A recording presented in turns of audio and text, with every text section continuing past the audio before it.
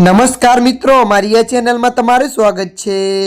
હાલ ભૂકંપને લઈને એક મોટા સમાચાર સામે આવી રહ્યા છે। ફેબ્રુઆરીના છેલ્લા દિવસની સવારે જ નેપાળમાં શક્તિશાળી ભૂકંપ આવ્યો, જેની અસર ભારતના બિહાર સુધી જોવા મળી। ભૂકંપની તીવ્રતા રિક્ટર સ્કેલ પર 5.5 મપાઈ હતી। જોકે રાહતની વાત એ છે કે અત્યાર સુધી કોઈ જનહાનિના અહેવાલ સામે આવ્યા નથી।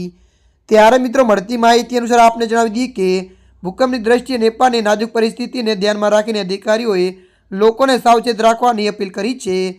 અહેવાલ અનુસાર બિહાર ઉપરાંત સિલિગુડી સહિત અન્ય ઘણા વિસ્તારોમાં ભૂકંપના આંચકા અનુભવાયા હતા।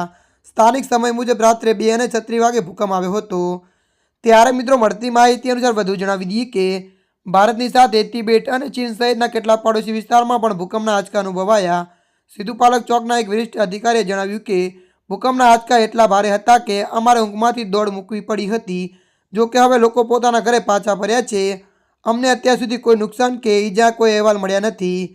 ત્યારે મિત્રો, હાલ માટે આટલું। મળીશું નવી અપડેટ સાથે। જો તમને અમારો વિડીયો પસંદ આવે, લાઇક, શેર અને સબસ્ક્રાઈબ કરી નાખજો। ધન્યવાદ।